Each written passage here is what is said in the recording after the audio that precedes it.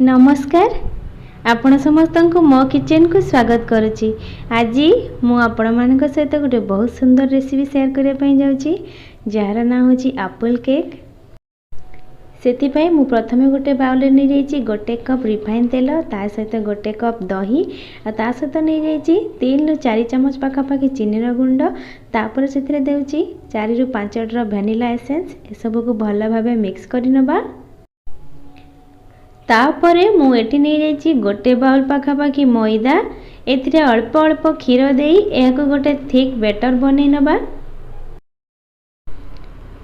बहुत भल भाव यह मिक्स करनियंतु जेमिति कि एथिरे कोनोसी भी एयर बबल्स न रुहे। तापरे मु एथिरे दोची गोटे spoon baking powder, half spoon baking soda और गोटे चिमुटा पाखापाखि अल्प टिके लुण तापरे एथिरे 2 चम्मच पाखापाखि क्षीर दे यह हल्का हल्का मिसई नियंतु। आउ तापर देखंतु मु एटी एप्पल को छोट छोट करी काटी नेइची ए एप्पल को मध्य एथिरे मिसई नबा। और तापरे आपणक पाखरे जेमिति भी केक टिन अछि सेतिरे किछि तेल ग्रीस करि नियंतु बनै रखिथिबा बैटर को एथिरे देई दियंतु। ऊपर डेकोरेशन पाई मु किछि एप्पल को एमितिका पतला स्लाइस करी काटी नेइची एमिति सजै नियंतु।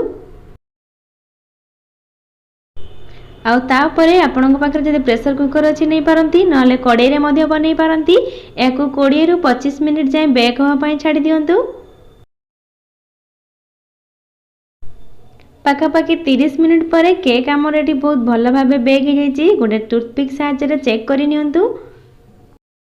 केक टी को हल्का ठंडा हवा पई छाडी दियंतु तापर यह को डिमोल्ड करंतु।